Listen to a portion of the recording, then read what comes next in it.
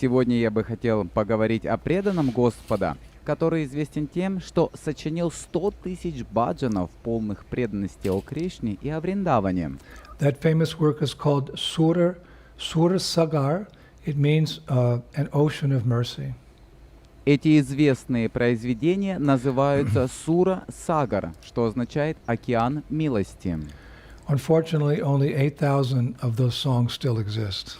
К сожалению, только 8 тысяч этих баджанов все еще сохранились до сих пор. And the illustrious, you could say, poet saint who composed that work is called Surdas. Выдающегося святого поэта, который сочинил это произведение, зовут Сурдас. There's different versions and different depictions of his life. Существуют различные версии и различные описания его жизни. But I was directed by our GBC Shastra community to the works of one Usha Nielsen, who published a biography on Surdas's life in the year 1969. Но я руководствовался нашим комитетом GBC по шастрам трудами Уши Нильсона, который опубликовал биографию Сурдаса в 1969 году. I took a lot of information from that. Много информации я взял оттуда. As well as I contacted a few of the followers of Balabhacharya who shared with me some information about Surdas, because Surdas was an initiated disciple of Balabhacharya, and that's part of the Pushtamarg Sampradaya. Также я общался с несколькими последователями Валабхачарьи, которые поделились со мной некоторой информацией о Сурдасе, поскольку Сурдас был инициированным учеником Валабхачарьи. Это часть Пуштимарг Сампрадаи. I guess you could say I first came in contact with Surdas some years ago as I was searching for, famous devotee poets and musicians. Наверное, можно сказать, что впервые я соприкоснулся с Сурдасом несколько лет назад, когда я искал знаменитых преданных поэтов и музыкантов. I was looking on our folio, Я смотрел наш фолио, better known as the Bhaktivedanta Vedabase.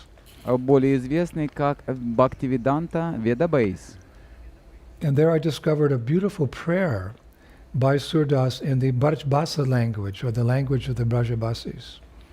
Там я обнаружил прекрасную молитву Сурдаса на языке Браджабаси. It's called Charana Kamal. Charana Kamal means the lotus feet.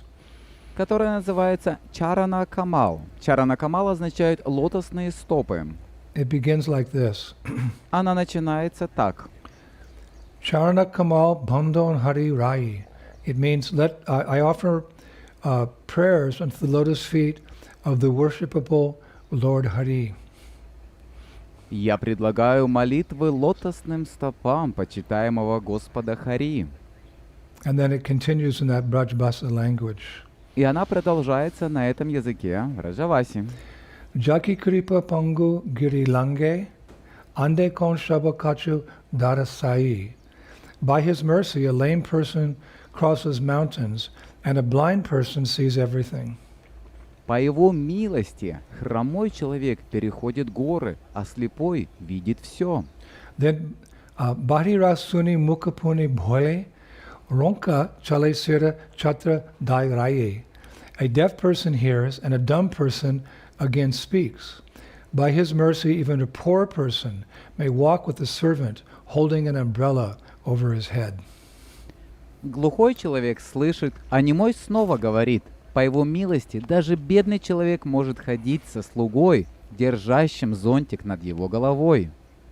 Then Surdas Swami Karuno Maye Bara Bara Bandhan Te Paye. The Lord of Surdas is full of compassion. Therefore, I offer my obeisances unto his lotus feet again and again. Господь Сурдаса полон сострадания, поэтому я снова и снова предлагаю поклоны его лотосным стопам.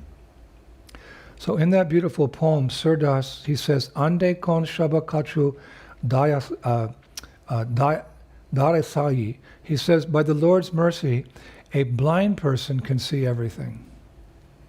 Таким образом, в этой прекрасной поэме Сурдас говорит: По милости Господа, слепой человек Um, может видеть все. So I inquired a little bit further, and I discovered actually that this poet Saint Surdas, he was speaking from experience because actually he was born blind. Я осведомился немного дальше, и я обнаружил, что этот поэт, святой Сурдас, говорил по собственному опыту, так как в действительности он родился слепым, Totally blind. полностью слепым. He was born in a village called Sihi, which is near Agra, in the year 1479, or some people say 1478. Он родился в деревне под названием Сихи, которая находится около Агры, в 1479 году, или, как некоторые говорят, в 1478 году, Near to Vrindavan. недалеко от Вриндавана. And he was born into a Brahminical family. Он родился в браманической семье. They were poor, Они были бедными. but it said even as a very small child, he had this mystic ability to find lost items. Но говорится, что даже маленьким ребенком он обладал мистической способностью находить потерянные предметы. Once his father was given 2 gold coins for performing some ritual, but some rats carried those coins away in the nighttime. Однажды его отцу дали 2 золотые монеты за проведение какого-то ритуала, но ночью несколько крыс утащили эти монеты.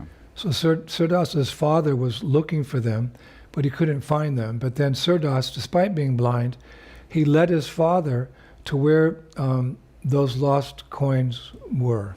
Отец Сурдаса искал их, но не мог их найти. Тогда Сурдас, несмотря на то, что был слеп, привел своего отца туда, где были эти потерянные монеты. And although he was a small child, he was able to predict the future with pinpoint accuracy. И хотя он был маленьким ребенком, он мог предсказывать будущее с предельной точностью. So we've been speaking about a lot of acharyas who we see that in their youth they showed some divinity, some supernatural natures. Мы говорили о многих ачарьях, и мы видим, что в юности они проявляли некоторую божественность или некую сверхъестественную природу. More important than all of that was Surdas's inclination to hear about Krishna as a small boy. Но важнее всего этого было его желание слушать о Кришне, когда он был маленьким мальчиком. It said that when all the other children were playing, he simply wanted to listen to his mother recite Krishna's Vrindavan pastimes. Говорится, что когда все другие дети играли, он просто хотел слушать, как его мама рассказывает вриндаванские лилы Кришны. But the real depth of his relationship with Krishna was revealed one day when he was about 5 years old, and unfortunately he fell into a very deep well. Но истинная глубина его отношений с Кришной открылась однажды, когда ему было 5 лет, и он, к несчастью, упал в очень глубокий колодец. And he remained inside that well for 6 days. И оставался внутри этого колодца 6 дней. But the whole time he remained very calm, just thinking and praying to Krishna. Все это время он оставался очень спокойным, просто думая и молясь Кришне. And then, miraculously, Radha and Krishna appeared, and they pulled him out of the well. А затем чудесным образом Радха и Кришна явились и вытащили его из колодца. Now remember, he's blind, Помните о том, что он слепой. and Radharani was standing very quietly by Krishna's side. Радхарани очень тихо стояла рядом с Кришной. So he's just a young boy, he grabs her ankles, just for some security, he grabs her ankles, and then she says, "Oh, I am Srimati Radharani, please let go of my ankles." Он просто маленький мальчик. Он схватил ее за щиколотки, просто для безопасности схватил ее за щиколотки. И она сказала: «О, я Шримати Радхарани, пожалуйста, отпусти мои щиколотки». But because he was blind, he couldn't be sure of her identity. Но поскольку он был слепой, он не мог быть уверен в ее личности. So he didn't want to let go. Поэтому он не хотел отпускать. So then Krishna smiled and you could say restored his eyesight, or actually gave him eyesight, and with those two eyes, he had darshan of Radha and Krishna. Кришна улыбнулся и восстановил ему зрение, или фактически дал ему зрение, и с этими двумя глазами он получил даршан Радхи и Кришны. For the first time in his life, he could see. Первый раз в жизни он мог видеть. So then Krishna asked the young boy, Surdas, to request a boon. Затем Кришна попросил маленького мальчика Сурдаса высказать свое желание.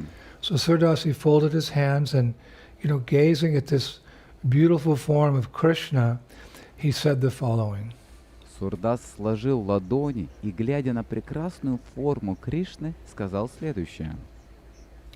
My dear Lord, I prefer to remain blind, as I do not wish to see any other form than yours and your dearmost consort, Vrindavaneshwari Srimati Radhika. Мой дорогой Господь, я предпочитаю оставаться слепым, так как я не хочу видеть никакую другую форму, кроме Твоей и Твоей самой дорогой возлюбленной, Вриндаванешвари Шримати Радхики.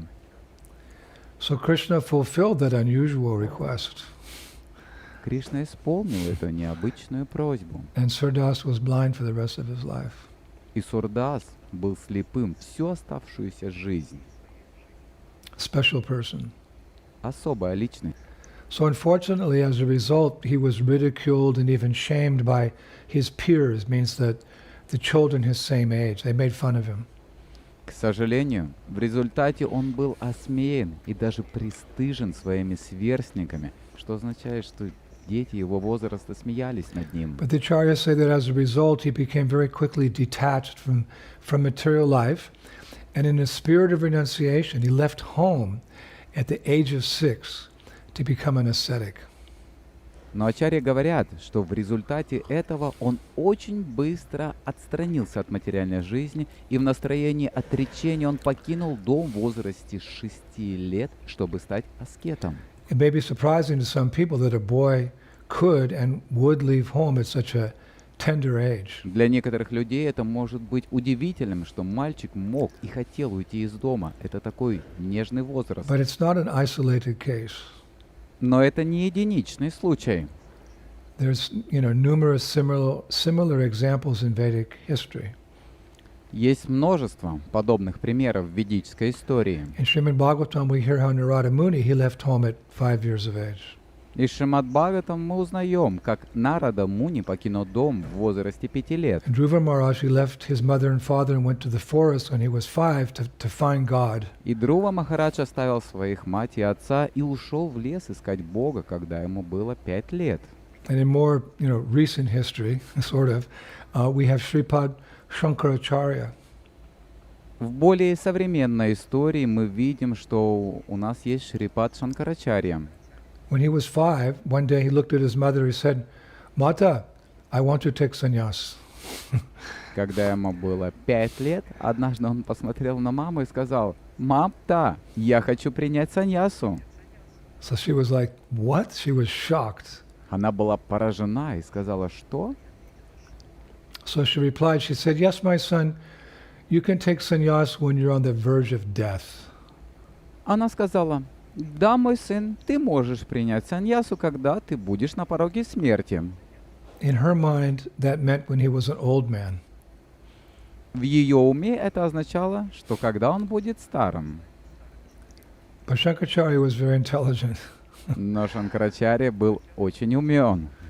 So he turned and he ran down to the Kaveri River, Поэтому он повернулся и побежал к реке Кавери, which was full of crocodiles. которая была полна крокодилов. And he jumped in and he swam towards the crocodiles. Он прыгнул в воду и поплыл к крокодилам.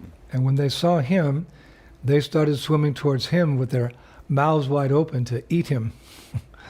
И когда они увидели его, они стали подплывать к нему с широко открытыми пастями, чтобы съесть его. So at that point, Shankaracharya stopped swimming and he kind of turned around and looked at his mother on the shore. В этот момент Шанкарачарья перестал плыть, повернулся и посмотрел на свою маму на берегу. He said, Mata, you can see I'm on the verge of death. Он сказал: «Мата, ты видишь, что я на пороге смерти? So can I take sannyas now? Теперь я могу принять саньясу?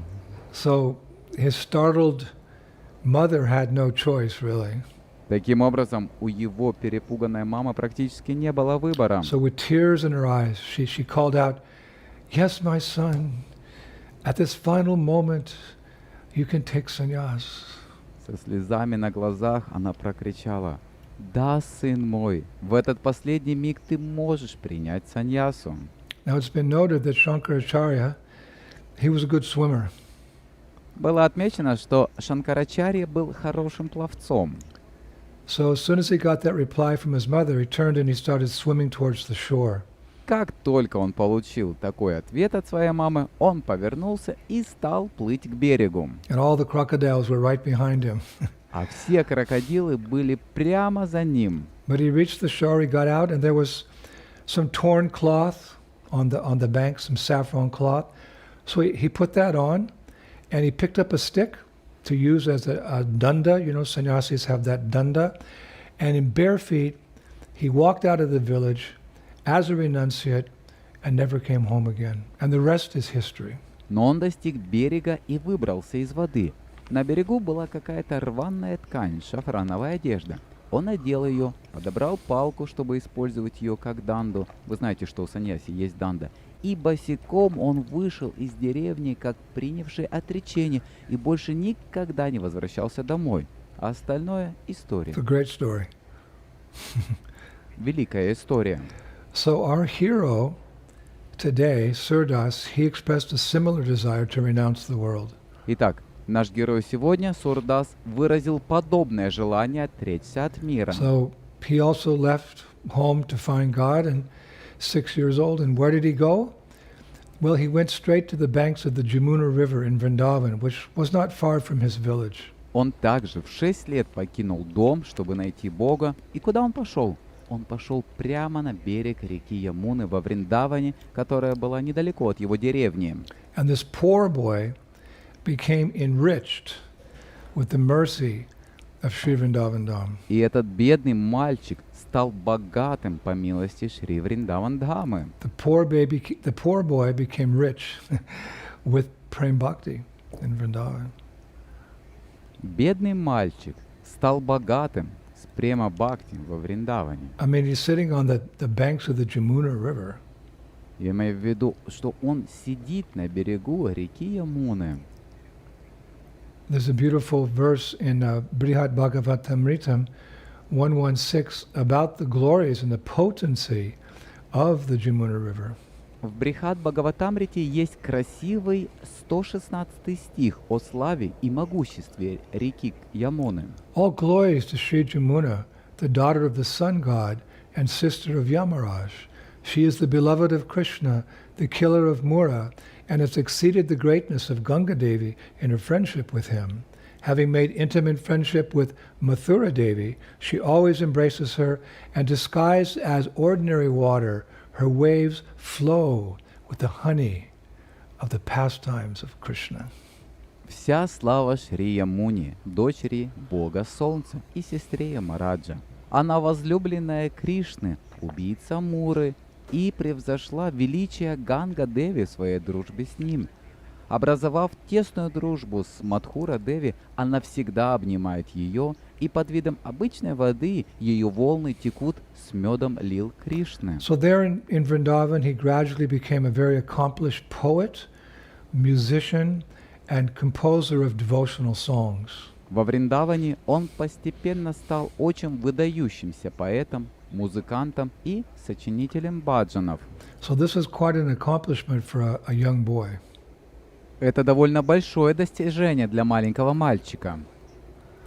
And in time, he became very expert in playing various musical instruments. Со временем он стал очень искусен в игре на разных музыкальных инструментах. And when he was a teenager, he was selected actually to become the chief singer at the famous Gopal temple out at Govardhan. Когда он был подростком, его выбрали главным певцом в известном храме Гопала на Гавардхане. You may remember that Srila Madhavendra Puri, he's the person who originally found the Gopal deity at Govardhan Hill. Возможно, вы помните, что Шрила Мадхавендра Пури тот, кто первоначально нашел божество Гопала на холме Гавардхан And he established the worship of Gopal on Govardhan Hill. и установил поклонение Гопалу на холме Гавардхан.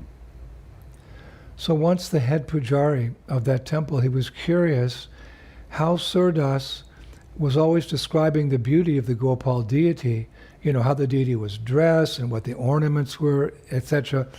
Although in his songs, although he was blind, Однажды главному пуджари этого храма было любопытно, как Сурдас, несмотря на то, что он был слепым, всегда описывал в своих баджанах красоту божества Гопала, как одето божество, какие украшения на нем и так далее. you know, Surdas is the main singer, and in his songs he sang, you know, Gopal looks so nice, he's dressed like this today. Well, how did he know? He was blind. Сурдас, главный певец, и в своих баджанах он пел: «О, Гопал выглядит так чудесно, он одет сегодня так». Но как он узнал? Он был слепым. So the head pujari, he wanted to test Surdas, you know, like to see how he knew that. Главный пуджари решил проверить Сурдаса. Он хотел посмотреть, откуда он это знает. So one day the pujari, you know, he dressed the deity in just a single strand of pearls, you know, no cloth, no dhoti, no kurta, no turban, nothing, just one string of pearls. That's all he dressed him in. Однажды пуджари одел божество всего лишь в одну нить жемчуга. Никакой одежды, ни тхоти, ни курты, ни тюрбана, ничего. Только одна нить жемчуга. Это все, во что он его одел. So, boom, govindam, adipurusham, tamam bhajami. The curtain opened, you know, and the pujari looked at Surdas and he said, Surdas, so how does Gopal look today? И вот зазвучало «Гавиндам адипурушам тамахахам баджамин». Занавес открылся, и пуджари посмотрел на Сурдаса и спросил: «Сурдас, как сегодня выглядит Гопал?» So Surdas is blind. Сурдас слепой. So all the people were looking, you know, how's Surdas going to answer this question? Все люди смотрели, как Сурдас собирается ответить на этот вопрос. Because Gopal's not wearing any clothes. Потому что на Гопале нет никакой одежды. It just has a strand of pearls. Всего лишь нить жемчуга. So Surdas just burst out laughing. Сурдас просто рассмеялся. And he started singing a song. И он начал петь баджан. This was the song he sang. Вот баджан, который он пел. Just see, Lord Hari is stark naked. He looks beautiful in every limb. Clothed in pearls, his nakedness adds to the beauty of every limb. Surdas joins the milkmaids of Braj in joyous laughter. Посмотрите, Господь Хари совершенно обнаженный. Каждая часть его тела прекрасна. Облаченная в жемчуг, его нагота оттеняет красотой каждую часть его тела. Сурдас присоединяется к радостному смеху пастушек Враджа. He could see by transcendental vision. Он мог видеть трансцендентным зрением. After this incident, everyone was convinced of Surdasa's unique ability to see his beloved Lord, despite the fact that he was blind. После этого случая все убедились в уникальной способности Сурдаса видеть своего любимого Господа, несмотря на то, что он был слепой. So although he was a young boy, he became very proficient in composing songs and singing those songs, and his fame spread rapidly. Хотя он был маленьким мальчиком, он стал очень искусным в сочинении баджанов и пении этих баджанов, и его слава быстро And the распространилась. legendary musician, his name was Tansen. You may remember, Tansen was the chief musician in the court of the great Muslim Emperor Akbar. He was ruling in Delhi. Emperor Akbar. Возможно, вы помните, что легендарный музыкант, его звали Тансен, был главным музыкантом при дворе великого мусульманского императора Акбара. который правил в Дели. You know, Akbar was very broad-minded. Акбар был очень широких либеральных взглядов. He inquired about different religions, Он интересовался различными религиями, and he accepted someone if they were sincerely following their religion.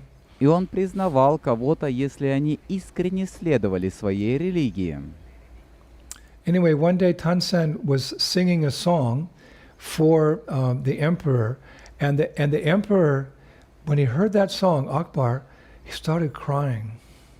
Так или иначе, однажды Тансен пел баджан императору, и когда император Акбар услышал этот баджан, он начал плакать.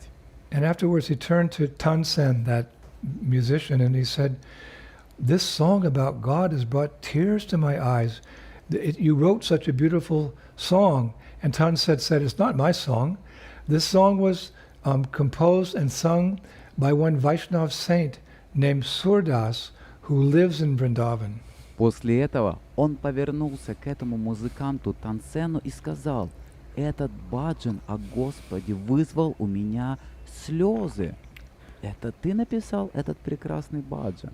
И Тансен ответил: «Нет, это не мой баджан. Это баджан сочинил и спел один святой вайшнав по имени Сурдас, который живет во Вриндаване». So Akbar immediately said, "You go to Vrindavan, bring him here. Bring this Surdas here, Tansen. Please go." Акбар сразу же сказал: «Ты иди во Вриндаван и приведи его сюда. Приведи этого Сурдаса сюда, Тансен. Пожалуйста, иди. Bring him back to my palace.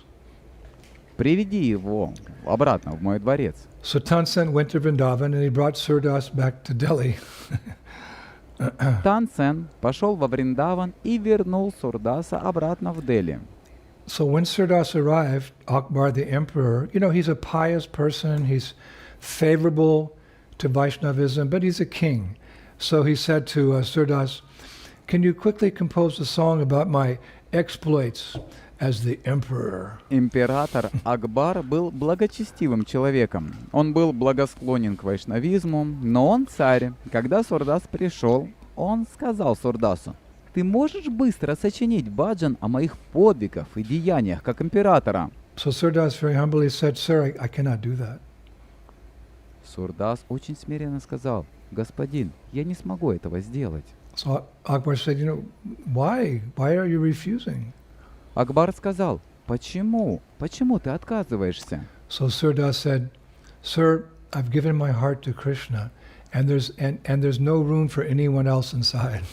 Сурдас сказал: «Господин, я отдал свое сердце Кришне, и там нет места ни для кого другого». And then, as he often did, he broke out in a song, a beautiful, spontaneous song. И затем, как он часто делал, у него вырвался замечательный спонтанный баджан. He sang, "I know no one other than my cowherd protecting Gopal. How can I throw away this priceless diamond to collect glass beads instead? If you have a tiny drop of immortalizing Amrita, a mountain of poison can have no effect. To my heart, my words, and to my body, no one else is as attractive, for my Shaim has brought me enormous riches. For my Lord, I have given up everything, even my caste." So says Surdas. Он говорит: «Я не знаю никого другого, кроме моего пастушка, защитника Гопала. Как я могу выбросить этот бесценный бриллиант и вместо этого собирать стеклянные бусины? Если у вас есть крошечная капля бессмертной Амриты, гора яда не сможет оказать никакого воздействия на мое сердце, на мои слова и на мое тело. Никто другой так не привлекателен, потому что мой Шьям принес мне огромные сокровища. Для моего Господа я отказался от всего, даже от своей касты». Так говорит Сурдас. May our hearts become as pure as the heart of Surdas. Пусть наши сердца станут такими же чистыми, как сердце Сурдаса. So when he finished singing, Akbar was just like speechless. He couldn't say a word, and again tears were flowing down his cheeks. Когда он закончил петь, Акбар просто потерял дар речи, он не мог сказать ни слова, и слезы снова потекли по его And щекам. only that court musician, that top musician, Tansen, only he was able to speak some famous words. И только этот придворный музыкант Тансен, только он смог произнести несколько знаменитых слов In Brajbasa. на языке Браджабаси. Kindam sur korsar lagyo, kindom sur kipir, kindom sur kopadde lagyo, bendyan shakal sharir. He said, quote, some are hurt by a warrior's arrow, some are tortured by pain, but those whose hearts are touched by Surdasa's lyrics are pierced through again and yet again. Wow. Кто-то ранен стрелою воина, кого-то мучает боль, но те, чьи сердца словами Сурдаса затронуты, пронзенными насквозь, прибудут вновь и вновь. Some are hurt by a warrior's arrow, some are tortured by pain, but those whose hearts are touched by Surdasa's lyrics are pierced through again and yet again. Кто-то ранен стрелою воина, кого-то мучает боль, но те, чьи сердца словами Сурдаса затронуты, пронзенными насквозь, прибудут вновь и вновь. So many of these songs by Surdas are in the Brajbasa language. Много этих баджанов Сурдаса на языке Браджабаса, The language of the people of Vrindavan. языке жителей Вриндавана. So his songs very much endeared him to the people of Vrindavan. Поэтому его баджаны очень нравились жителям Вриндавана. You know, with his poetic genius and his musical skills, he knew how to turn the hearts of the people of Vrindavan. С его поэтической гениальностью и музыкальным талантом он знал, как всколыхнуть сердца жителей Вриндавана. He sang only of Krishna and Krishna's devotees. Он пел только о Кришне и о преданных Кришне. He wasn't like, you know, other sadhus at the time who spoke and sung about the formless supreme, the formless Brahman. Он не был похож на других садху того времени, которые говорили и пели о верховном, бесформенном Брамане. Tattvamasmi, thou art that Brahman, you are God. Татвамасми, этот Браман, ты Бог. He saw things differently. He made that very clear. Он видел вещи по-другому, он ясно дал это понять.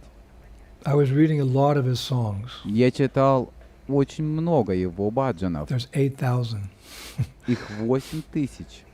So I was nourishing my Bhakti Lata Bij, my devotion for Krishna, by reading all these beautiful songs of Surdas.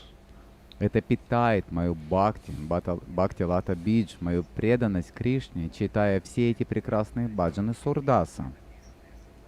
And I found one song to that effect, that he wasn't interested in hearing about, you know, merging into God, but he was just interested in singing about Krishna. Я нашел один баджан о том, что ему было неинтересно слушать о слиянии с Богом, ему было интересно просто петь о Кришне. Listen to this song. Послушайте этот баджан. So, you know, it loses a little something in the translation, and then you translate it again in Russian. Он немного теряет при переводе, и когда вы снова переводите его на русский язык. But we can understand. Но мы можем понять. He sings as follows. Он поет так. My mind runs in circles bewildered, finding nothing to grasp, no support. In the formless, who they say is faceless, and with no attributes, no lines, no characteristics. They consider it in every way inaccessible.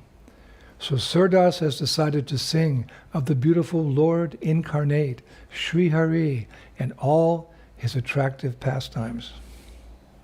Мой ум бежит по кругу, сбитый с толку, не находя ничего, за что ухватиться, никакой поддержки, в бесформенном, которое, как они говорят, безликое, без атрибутов, без линий, без характеристик. Они считают это во всех отношениях недостижимым, Поэтому Сурдас решил спеть о прекрасном воплощении Господа, Шри Хари и всех его привлекательных лилах.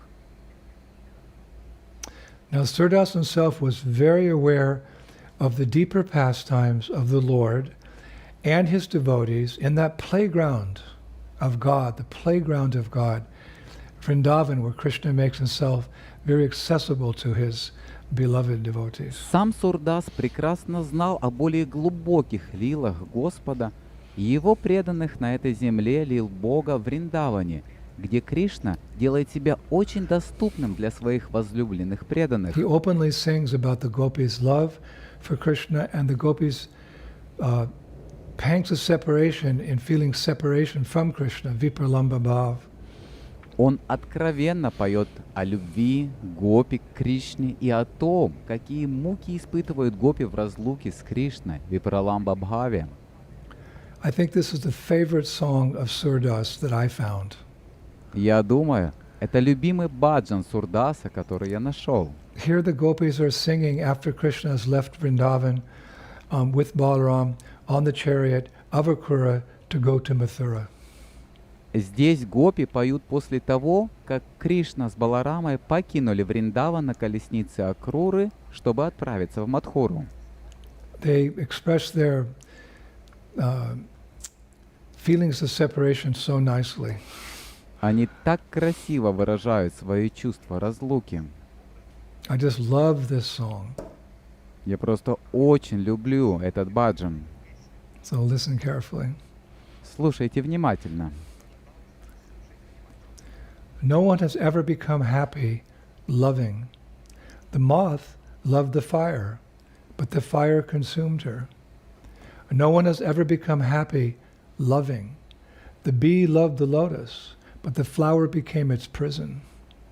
No one has ever become happy loving. The deer, drawn by the sweet sound of the hunter, had to bear an arrow in her heart.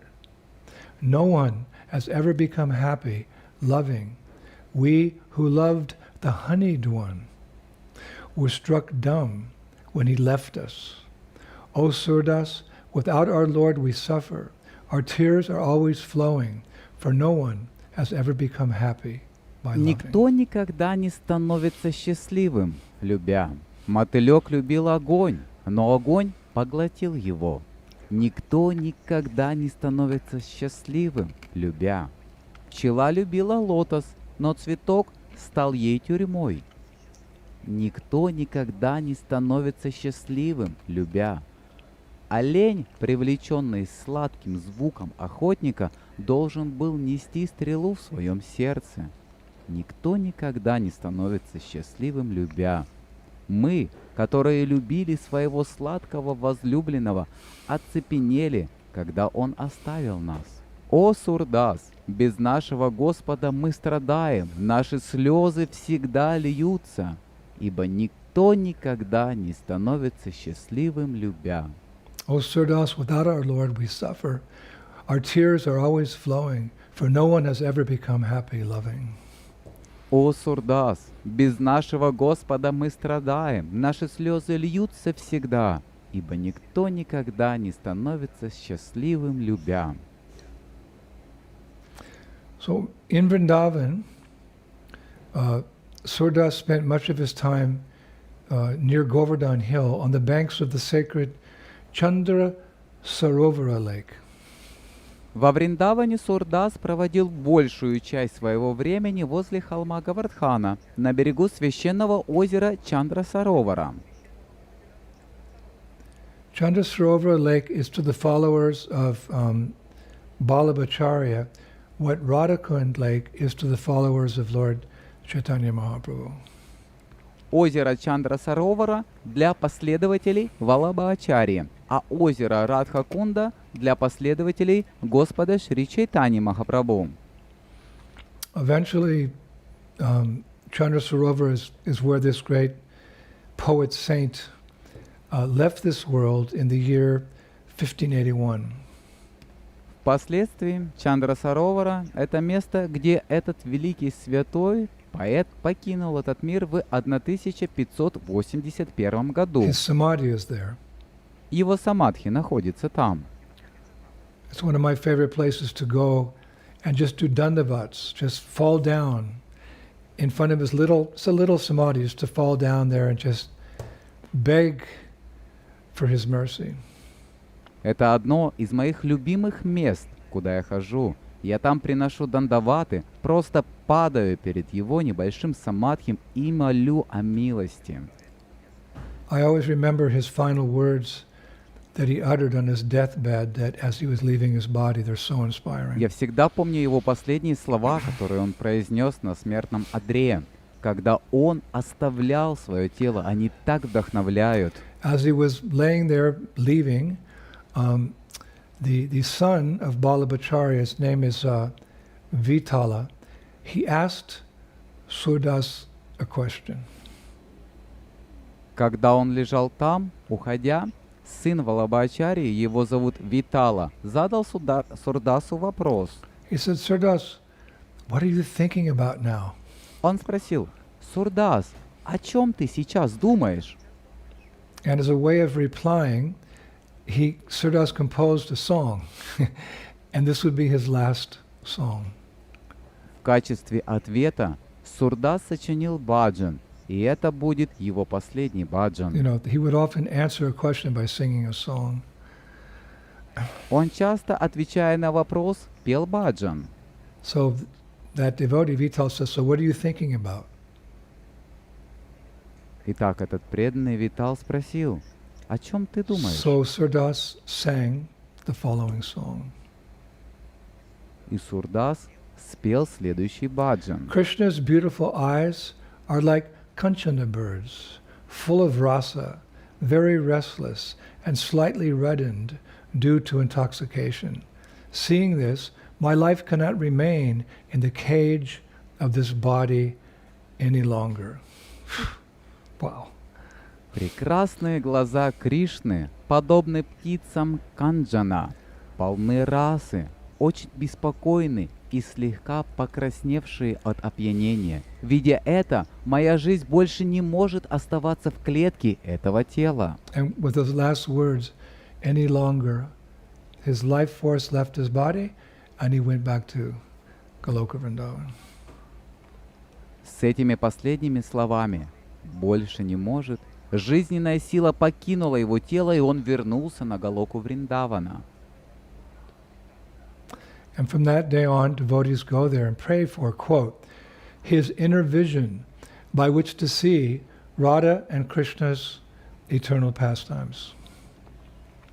С этого дня преданные отправляются туда, чтобы молиться о его внутреннем видении, с которым можно увидеть вечные лилы Радхи и Кришны. With these eyes, we can't see that, eternal transcendental form of the Lord, but if we awaken our spiritual senses, with those spiritual eyes, we can see Radha and Krishna. Этими глазами мы не можем видеть эту вечную трансцендентную форму Господа. Но если мы пробудим наши духовные чувства, этими духовными глазами мы сможем увидеть Радху и Кришну. So we should go to Vrindavan. Итак, нам следует отправиться во Вриндаван. And we should go to Chandasarovara. Мы должны пойти на Чандрасаровару. And we should go to the little samadhi of Surdas. Мы должны пойти к маленькому самадхи Сурдаса And reflect on his poems, his songs, his pastimes. и подумать о его стихах, его баджанах, его лилах. And then very easily we'll remember Krishna. И тогда очень легко будет вспомнить Кришну. Again, because the pure devotee of Krishna and Krishna, they're intertwined like this in a very intimate, loving relationship. Поскольку они являются чистыми преданными Кришны, они так сильно связаны очень близкими, любовными отношениями с Ним. You can't think of Krishna without remembering his devotees. Вы не можете думать о Кришне, не вспоминая Его преданных. And you can't think of his devotees without remembering Krishna. И вы не можете думать о Его преданных, не вспоминая Кришну. So here's a very nice devotee whom we can become attached to by hearing how much he loved the Lord. Итак, вот очень хороший преданный, к которому мы можем привязаться, слушая, как сильно он любил The Господа. Lord loves those who love the Lord. Господь любит тех, кто любит Господа. Yeah. And we should bathe in that very sacred kund, Chandra Sarovara. Мы должны принять омовение в этой священной кунде, Чандра Сароваре. We should bathe in all the lakes of Vrindavan Мы должны принять омовение во всех озерах Вриндавана, because they're all pure, they're all sacred, and they're all there to give mercy. потому что все они чисты, все они священные, все они там, чтобы даровать милость. Shastra describes that some lakes like Govindakund are filled with Krishna's bath water. Шастры описывают, что некоторые озера, такие как Говинда-кунды, наполнены водой, которая омыли Кришну. And other lakes like Shamakund are filled with water from all the holy places. Другие озера, такие как Шьяма-кунды, наполнены водой из всех святых мест. And other lakes like Navalkund are filled with the liquid form of Radha and Krishna's love. Некоторые озера, такие как Навалакунда, наполнены жидкой формой любви Радхи и Кришны. It's said that one who bathes in Radha Kund gets the same love that Radha has for Krishna. Говорится, что тот, кто принимает омовение в Радха-кунде, получит такую же любовь, как у Радхи и Кришне. And one who bathes in Shamakund gets the same love that Sham, Krishna, has for Sri Radhika. А тот, кто принимает омовение в Шьяма-кунде, получит такую же любовь, как у Шьяма, как у Кришны, к Шри Радхе. This is Vrindavan. Это Вриндаван.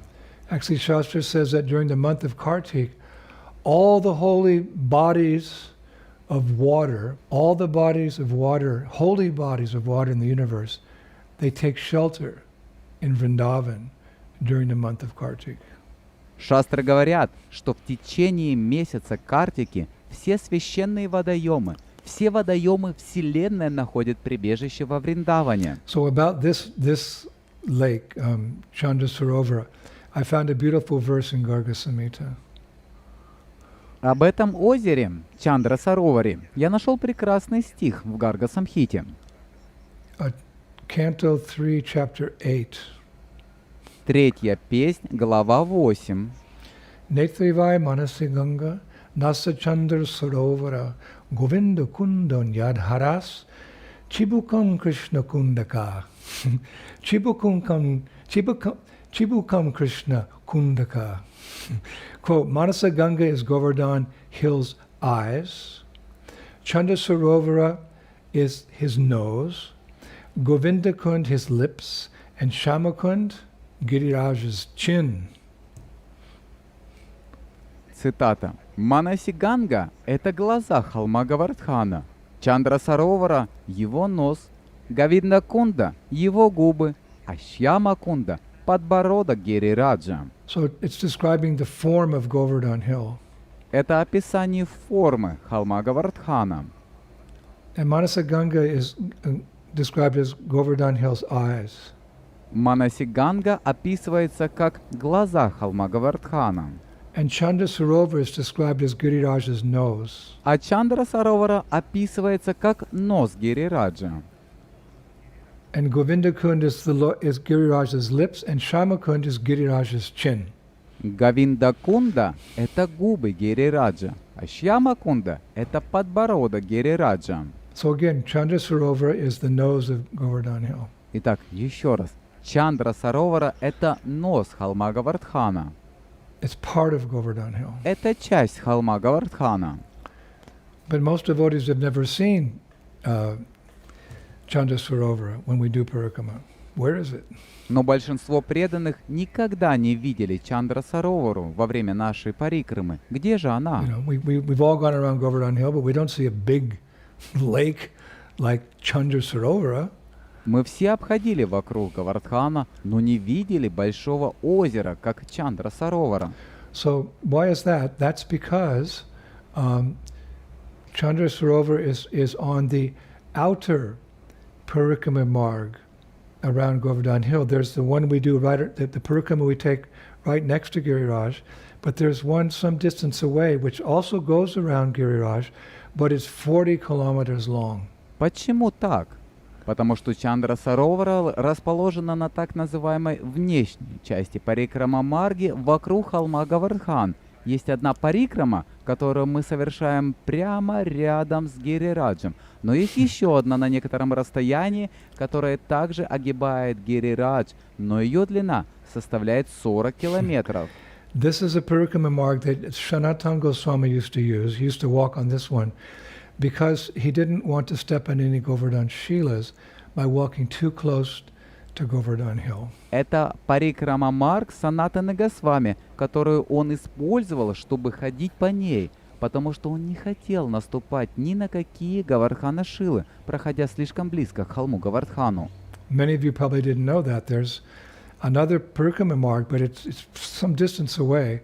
It also goes around Giriraj, but it's 40 kilometers long. And that's the one that Sanatana Goswami would walk on every day. Многие из вас, вероятно, не знали, что есть еще парикрама Марг, но она находится на некотором расстоянии. Она также идет вокруг Гирираджа, но ее длина составляет 40 километров. И по ней Санатана Госвами ходил каждый день. And I've walked that a couple times. Я ходил по ней несколько раз. It takes a long time. Это занимает много времени. But the benefit is you come in contact with this big lake, Chandrasarovara. Но благо в том, что вы соприкасаетесь с этим большим озером Чандра-Саровары, Where Suradas spent much of his life doing his bhajan. где Сурдас провел большую часть своей жизни, совершая свой баджан. And there's a number of transcendental pastimes that take place at Chandrasarovara. На Чандра-Сароваре проходили многие трансцендентные лилы.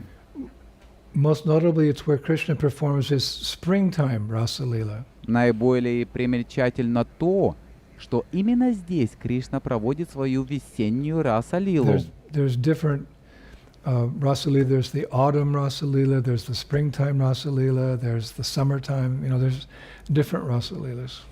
Есть разные раса-лилы. Есть осенняя раса-лила, есть весенняя раса-лила, есть летняя. Существуют разные раса-лилы. So this springtime Rasa Leela took place in the forest next to Govardhan Hill. At this time there was no Chandrasarovar, there was no lake. Итак, эта весенняя раса-лила проходила в лесу, рядом с холмом Гавардхан. В то время там не было Чандра-Саровары, там не было озера. But it's very interesting how that lake manifested. Но очень интересно, как это озеро проявилось. So this lake manifested during this particular spring rasa Leela that Krishna had. Так это озеро появилось во время этой особой весенней раса-лилы, которую проводил Кришна. This is one of those rasa Leelas that lasted for a night of Brahma. Это одна из тех раса-лил, которая длилась ночь Брамы. And it was attended by all the demigods from the higher planets, В ней приняли участие все полубоги с высших планет, who were like above the rasa dance in their, in their flower airplanes watching everything take place. которые с высоты наблюдали за всем происходящим на своих цветочных виманах. Actually, the acharyas describe a little detail of what these demigods saw. Ачарья описывает некоторые подробности того, что увидели эти полубоги. From their bird's eye view of the Leela. Их взгляд на лилу с высоты птичьего полета. Quote, the demigods filled the sky with showers of flowers, and the sound of their kettle drums reverberated throughout Vrindavan. Цитата. «Полубоги наполнили небо дождем из цветов, а звук их литавр разносился по всему Вриндавану». From their perspective in the sky, the rasa dance appeared like, quote, a brilliant sapphire set in the middle of a gold band, and at other times, like sapphire and gold bands intertwined. С их местоположения в небе танец раса выглядел как, цитата, «сверкающий сапфир в золотой оправе, а иногда как соединенные браслеты из сапфира и золота». Krishna's blue like a sapphire and the gopis are golden color like that. Кришна синий, как сапфир, а гопи золотистого цвета, таким образом. And other times the rasa dance resembled, quote, an exquisite sapphire paired with a flashing diamond. В других случаях танец раса напоминал изысканный сапфир вместе со сверкающим бриллиантом. Both fixed at the center of a band, appearing sometimes like solid gold, and at other times like both sapphire and gold. Оба закрепленные в центре браслета, иногда кажущиеся сплошным золотом, а иногда и сапфиром, и золотом. I think you get the idea. Я думаю, вы поняли идею. You know, blue and gold, Krishna and Radha, Krishna and the gopis. Синий и золотой, Кришна и Рада, Кришна и Гопи. So it's written that the demigods who were fortunate to see the rasa dance stared in wonder at the incredible ways the gopis moved their feet and hands with flashing eyebrows and playful smiles. Написано, что полубоги, которым посчастливилось увидеть танец раса, с удивлением смотрели на невероятные движения ног и рук гопи с двигающимися бровями и игривыми улыбками. And it's described that just as Krishna appeared more beautiful in the gopis' presence, so they also appeared more beautiful in his presence.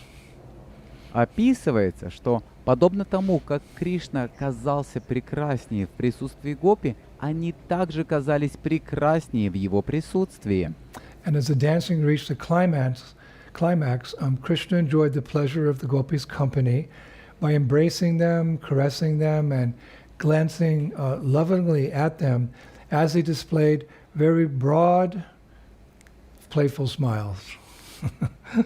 Когда танец достиг кульминации, Кришна наслаждается обществом гопи, обнимая их, лаская их и с любовью глядя на них, когда они очень широко и игриво улыбались.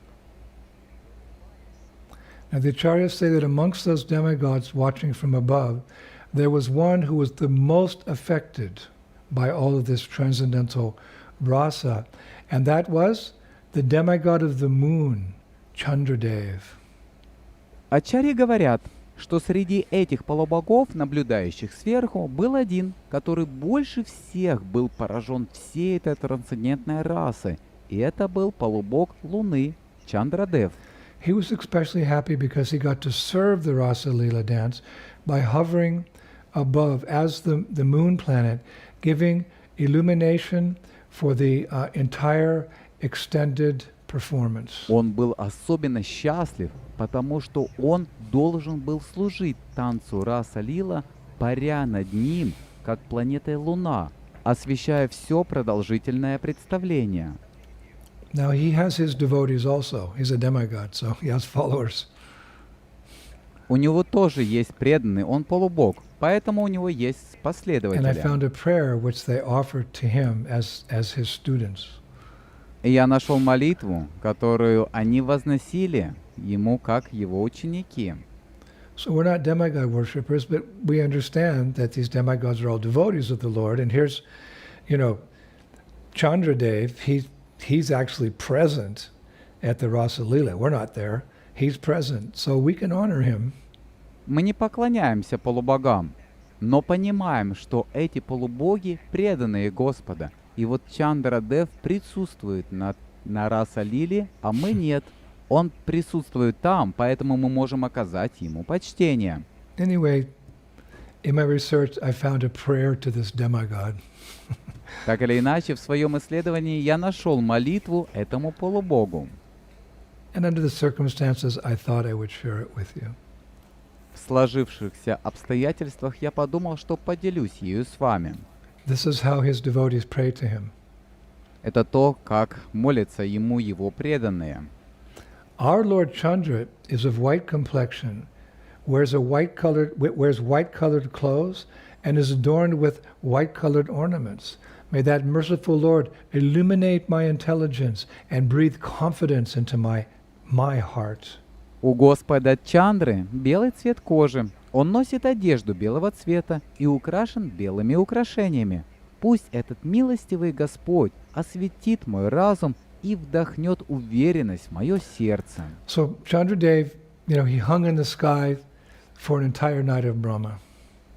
Итак, Чандрадев парил в небе всю ночь Брамы.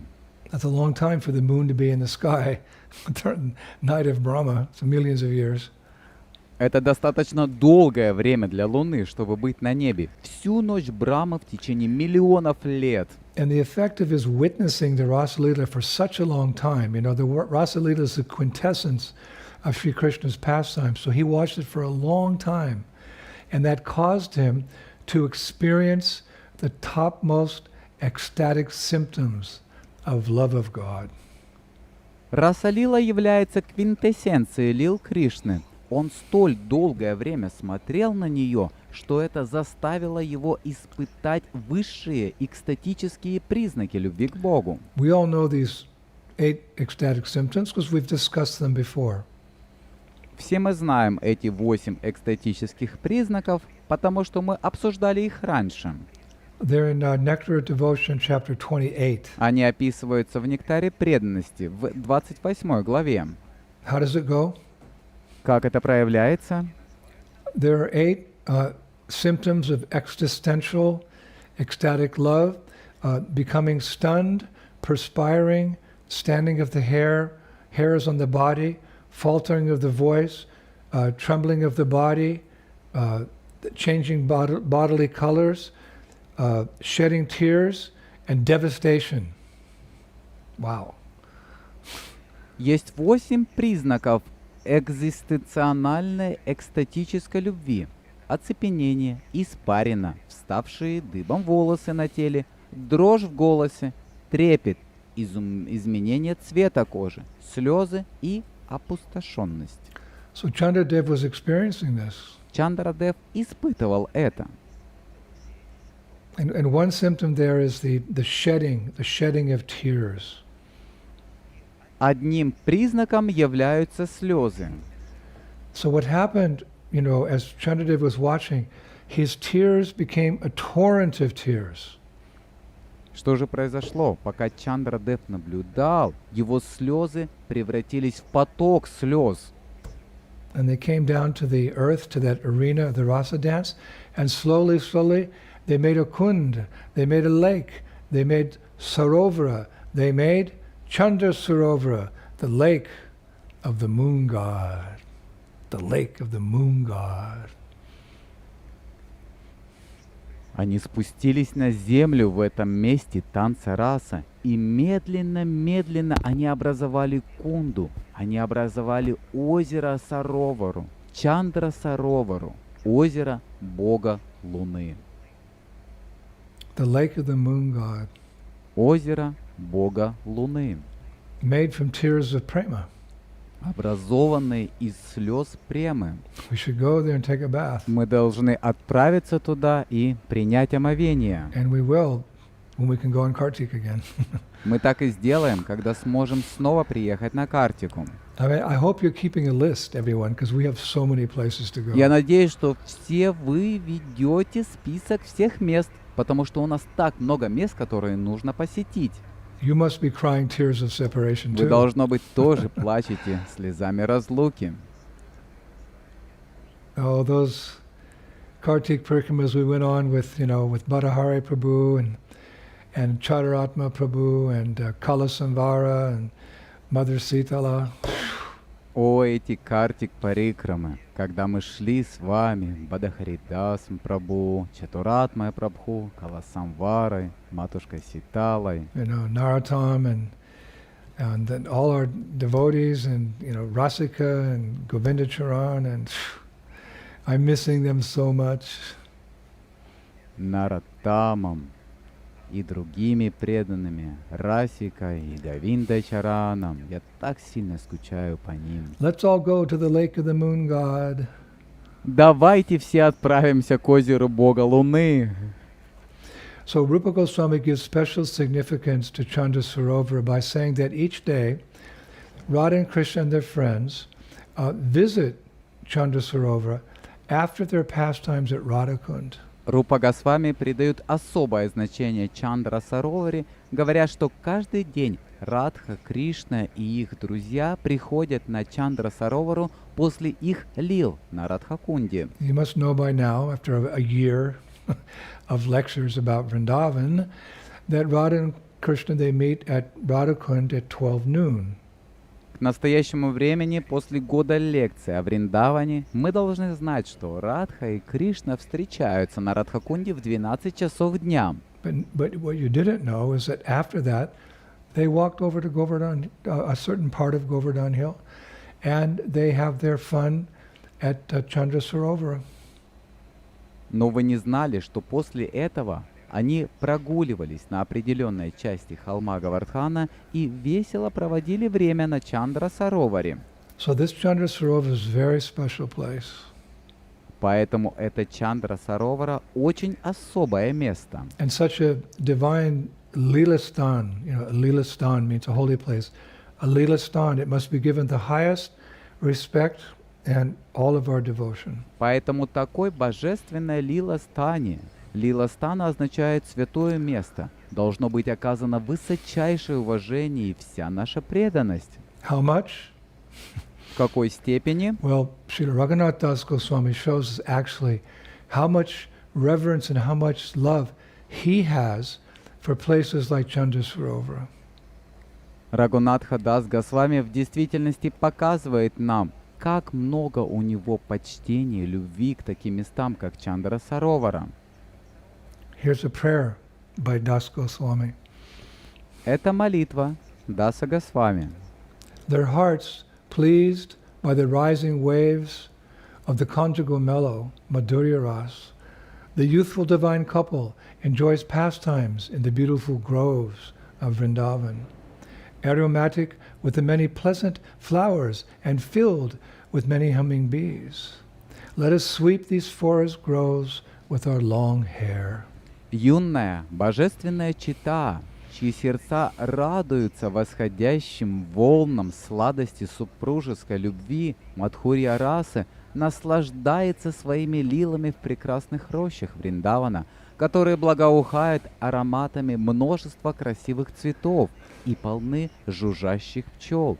Давайте же подметем эти лесные рощи своими длинными The волосами. gopis have a special pastime they perform at Chandra Sarovar, which they really enjoy. It's called honey drinking. На Чандра Сароваре гопи проводят особую лилу, которая им очень нравится и называется медовое питье. The honey is collected from the different trees in Braj, and it's mixed with different substances like yogurt and milk and different perfumed powders. Мед собирают с разных деревьев Раджа и смешивают его с различными веществами, такими как йогурт, молоко и с разными ароматическими порошками. And then the girls sit on the banks of Chandra Sarovar, and it's described slightly intoxicated with the honey beverage. They laugh and giggle as young girls do, but the source of their joy is always the young son of Nanda Maharaj, Krishna. А затем девушки сидят на берегу Чандра Саровары и описывается, слегка опьяненные медовым напитком, смеются и хихикают, как это делают молодые девушки, но источником их веселья всегда является юный сын Нанды Махараджа, Кришна. So the shape of that tear-filled lake is octagonal, 8 size. Форма этого озера из слез восьмигранная, имеет 8 сторон. Octagonal, 8 size. Восьмигранная, имеет 8 сторон. And on the western side of that lake is a resting place for Radha and Krishna. It's called Sringara Mandira. На западном берегу озера расположено место, где Радха и Кришна отдыхают. Оно называется Шрингара Мандира. Sringara Mandira Dasi. That'd be a nice name. Шрингара Мандира Даси. Красивое имя. I may have already given that name, I don't remember. Может, я уже давал это имя, я не помню. And on the eastern side of Chandra Sarovar is a small temple housing the deities of Radha Chandra Bihari. На восточном берегу Чандра Саровары расположен небольшой храм, в котором находятся божества Радха Чандра Бихари. Another nice name, Radha Chandra Bihari. Еще одно красивое имя – Радха Чандра Бихари. Now, there's one last pastime connected to Chandra Sarovar that I'd like to share with all of you. Есть еще одна последняя лила, связанная с Чандра Сароварой, рассказом о которой я бы хотел поделиться с вами. We may have already even told this pastime in the last year. I can't remember. Возможно, мы даже уже рассказывали эту лилу в прошлом году. Я не могу вспомнить. But anyway, these pastimes are meant to be retold time and time and time again. Но так или иначе, эти лилы следует пересказывать снова, снова и снова. Because this is the source of our happiness. This and nothing more and nothing less. This is Shabda Brahma. Hare Krishna, Krishna Krishna, Hare Hare, Hare Rama, Rama Rama, Hare. And Krishna Katha. Потому что это является источником нашего счастья. Это и ничто большее, и ничто меньшее. Это Шабда Браман. Харе Кришна, Кришна Кришна, Харе Харе, Харе Рама, Рама Рама, Харе Харе. И Кришна Катха. And this pastime involves our beloved Lord Balaram. Эта лила связана с нашим возлюбленным Господом Баларамом. So one time Lord Balaram was on top of Govardhan Hill. Однажды Господь Баларама был на вершине холма Говардхана. And he was, you could say, scanning the horizon, looking out from the top of Govardhan Hill across the plains of Vrindavan. Осматривая горизонт и глядя с вершины холма Говардхана на равнины Вриндавана. When he noticed at some distance some movement at this lake, this Chandra Sarovara. Он заметил на некотором расстоянии какое-то движение на этом озере Чандра Саровара.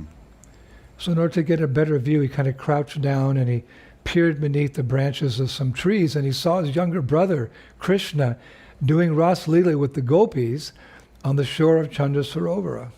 Поэтому, чтобы лучше видеть, он присел и заглянул из-под ветвей деревьев, и он увидел своего младшего брата, Кришну, танцующего в Раса-лиле с гопи на берегу Чандры Саровары. Now, Balaram rarely witnesses his brother's rasa dances. Баларам редко становится очевидцем танцев раса своего брата. You know, each Krishna has his gopis and Balaram has his gopis, but they don't mix at when they dance with their gopis. It's older brother and younger brother. There's no, it's rasa basa to mix the dance. Вы знаете, у Кришны есть свои гопи, а у Баларама есть свои гопи, но они не смешиваются, когда они танцуют со своими гопи. Это гопи старшего брата, а это гопи младшего брата. Нет никакой расабхасы, смешения в танцах. So this was a rare opportunity to see his brother dancing with the gopis. Так что это была редкая возможность увидеть, как его брат танцует с гопи. So as he was gazing at this, this Rasa Leela, he was so, involved that his complexion gradually turned from, an autumn white cloud to a rain cloud black. His body started looking like a monsoon cloud. Когда он смотрел на эту Раса-лилу, он был так увлечен, что цвет его тела постепенно превратился из цвета осеннего белого облака в цвет темного дождевого облака. Цвет его тела стал похож на цвет муссонного облака. And then he noticed something really unusual about the dance. Затем он заметил что-то поистине необычное в этом танце. Each and every gopi looked exactly the same in their appearance, in their dress. Все гопи выглядели абсолютно одинаково, как в их внешности, так и в одежде. They all looked like the same girl. Они выглядели как одна и та же девушка. So he blinked his eyes to look again, and what did he see? Он поморгал, чтобы посмотреть снова, и что же он увидел? Krishna was not expanding himself to dance with many gopis simultaneously, as is usual in the rasa dance, but Radha and Krishna had both expanded themselves many, many times to dance together. In other words, it wasn't Krishna and this gopi, Krishna and that gopi, Krishna another. It was Krishna with Radha, Krishna with Radha, Krishna with Radha. It was just Radha and Krishna making a circle, you know. So many forms of Radha and Krishna making up the Radha dance, the Rasa Leela dance. Кришна не распространил себя во множество форм, чтобы танцевать одновременно со многими гопи, как это обычно бывает в танце раса.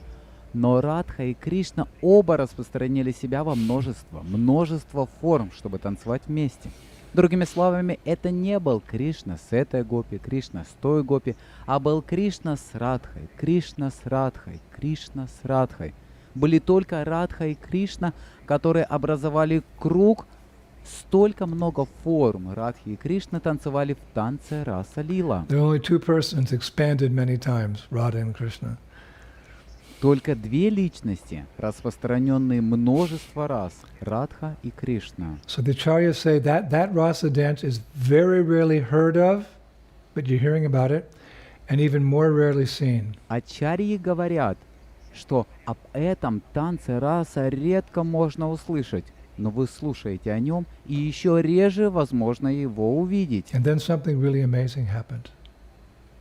Затем произошло нечто поистине удивительное. Astonished by what he saw, Balaram leaned forward to get a better look, and as he did so, the crown on his head, it toppled off and rolled, forcefully down the hill, gaining speed until it hit a large stone, meaning it hit a big Govardhan Shila. Изумленный тем, что он увидел, Баларама наклонился вперед, чтобы получше рассмотреть.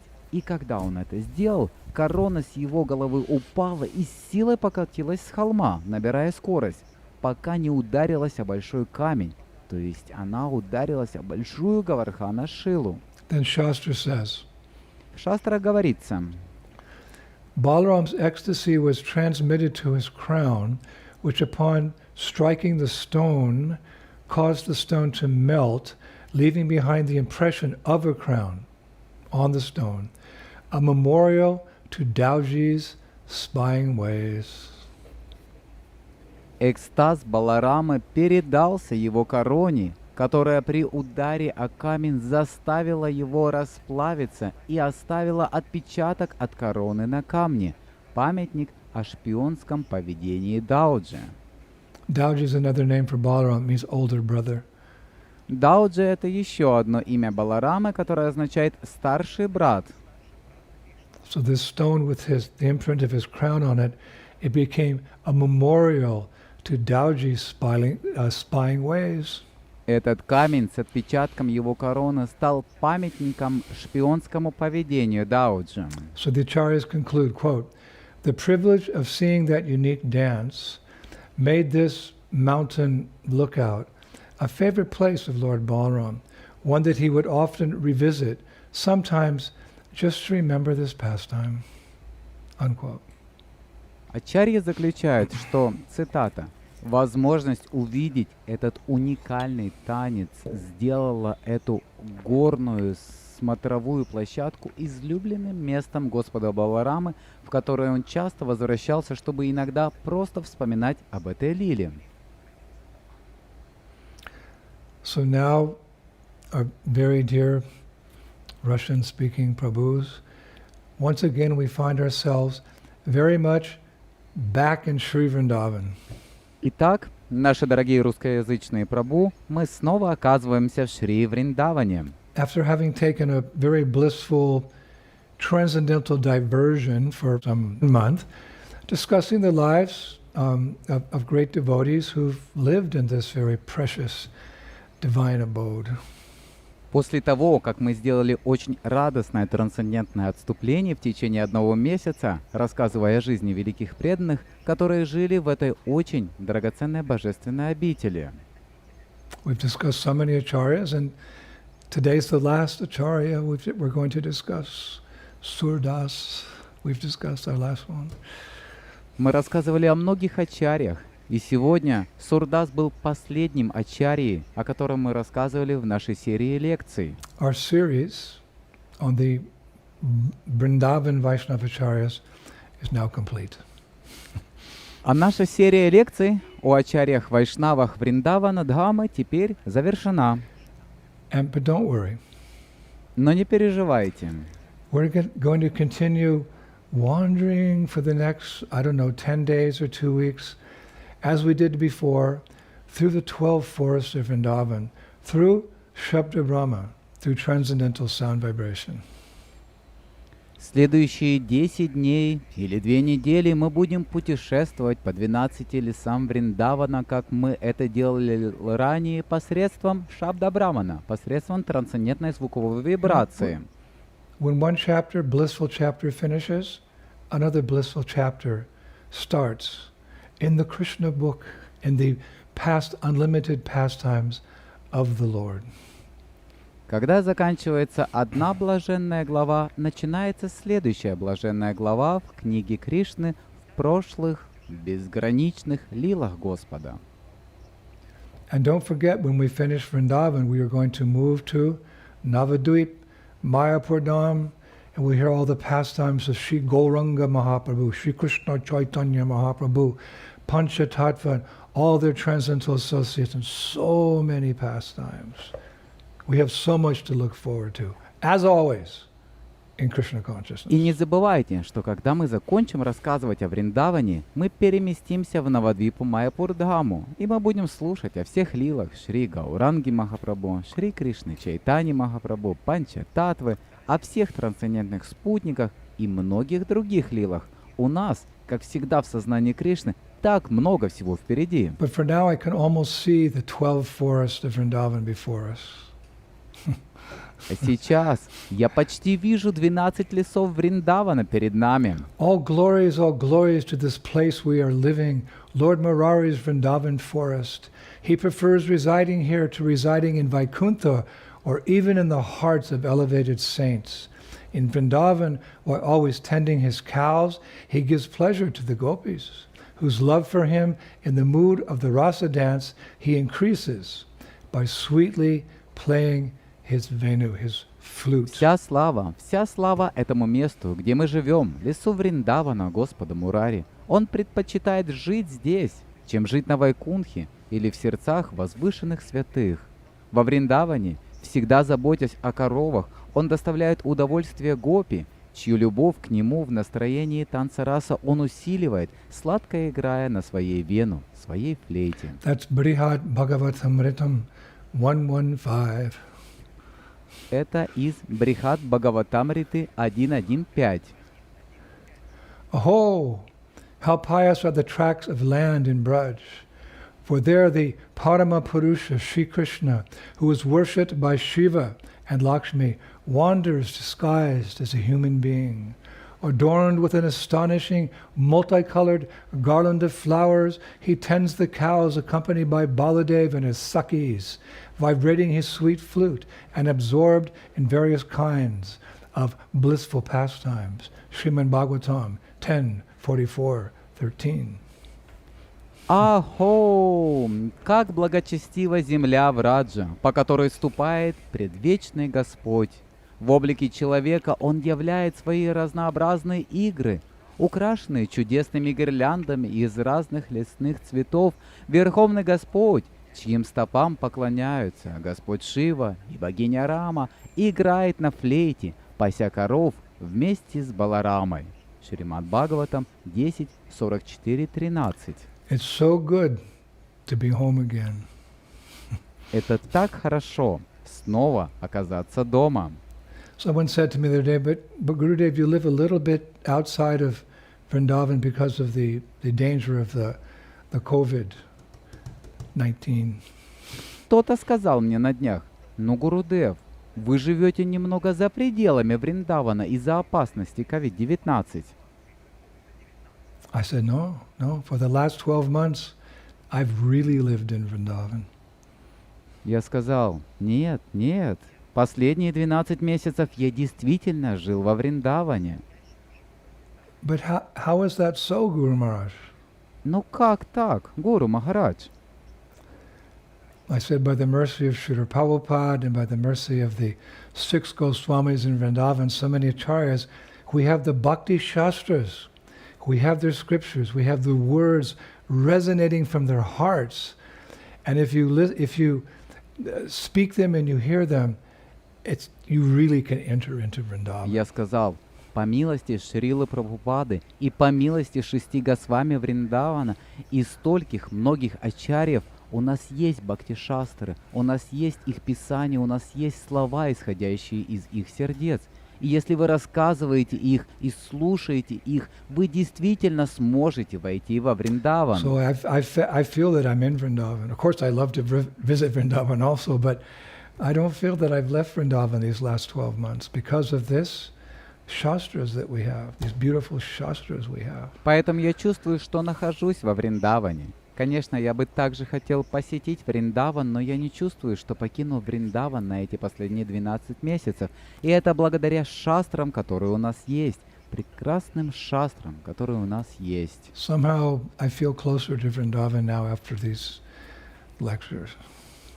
Так или иначе, после этих лекций я чувствую себя ближе к Вриндавану. And I hope that all of you do too. И я надеюсь, что все вы тоже. There's a nice prayer by Srila Prabodhananda Saraswati in his Vrindavan Mahim Amrita. Есть одна красивая молитва Шрилы Прабодананды Сарасвати в его Вриндаван Махимамрите. Shri Vrindavan mama bhavanam tvam eva. Shri Vrindavan mama jivanam tvam eva. Shri Vrindavan mama bhushanam tvam eva. Shri Vrindavan mama sad yashash tvam eva.